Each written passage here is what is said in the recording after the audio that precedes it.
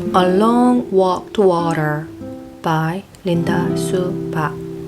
Chapter 3 Southern Sun 2008. The smudge on the horizon gained color as Nia drew nearer, changing from haze gray to olive green. The dirt under her feet turned to mud, then slush, until at last she was ankle-deep in water. There was always so much life around the pond. Other people, mostly women and girls, who had come to fill their own containers.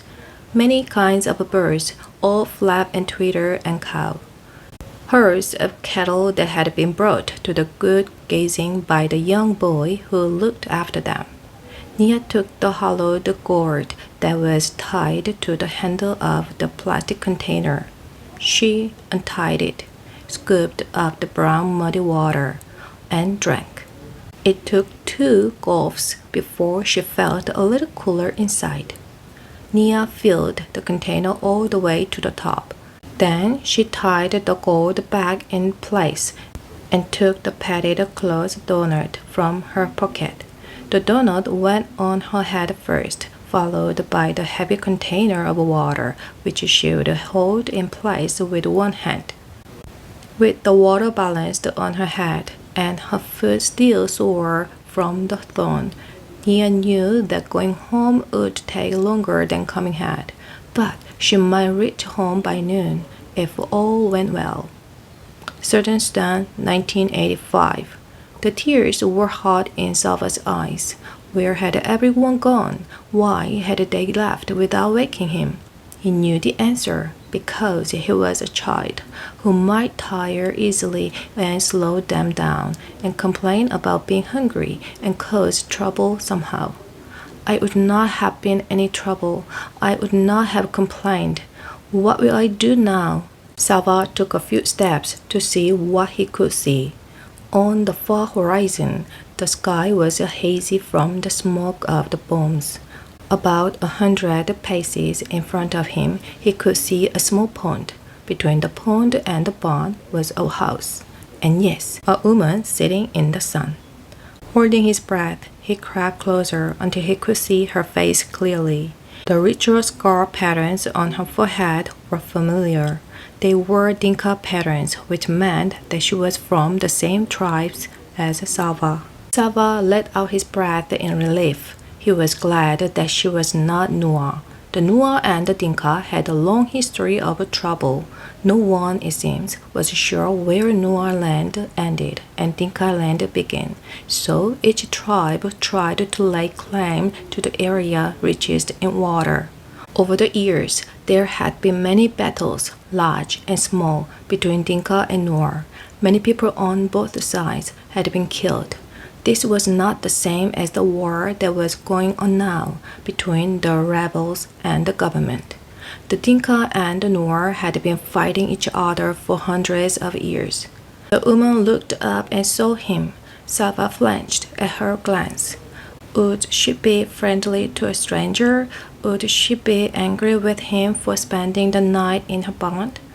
But at least he was not alone now, and the knowledge was stronger than the uncertainty about what the woman might do or say to him. He walked toward her.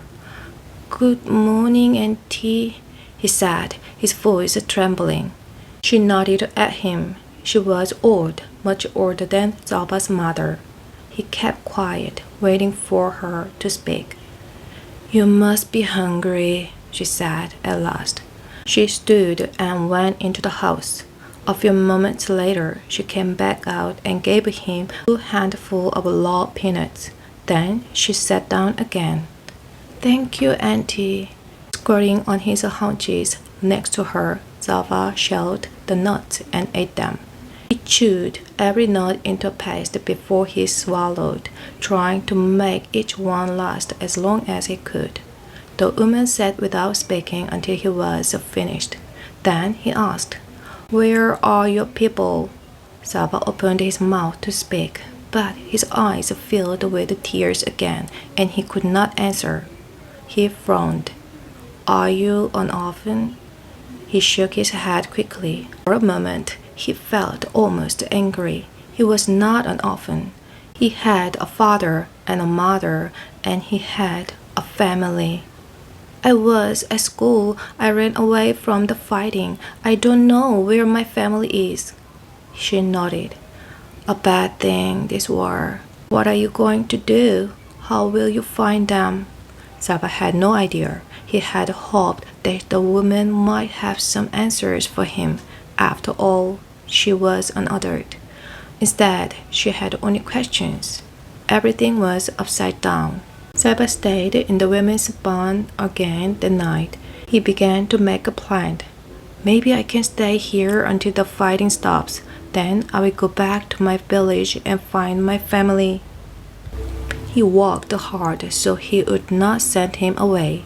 For 3 days, he patched firewood from the bush and water from the pond. But the pond was drying up. Each day, it was harder to fill the gourds.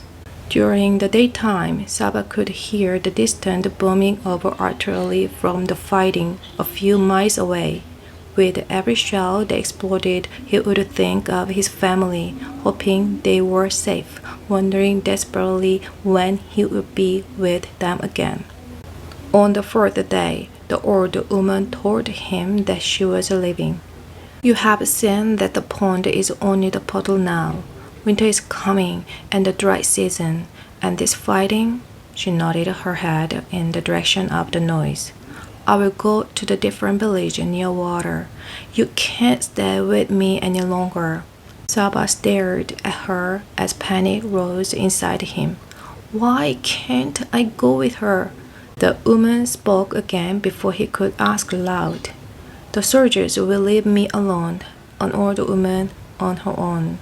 It would be more dangerous for me to travel with you. She shook her head in sympathy. I'm so sorry, I cannot help you anymore, she said. Wherever it is you walk, just be sure to walk away from the fighting. Saba stumbled back to the barn.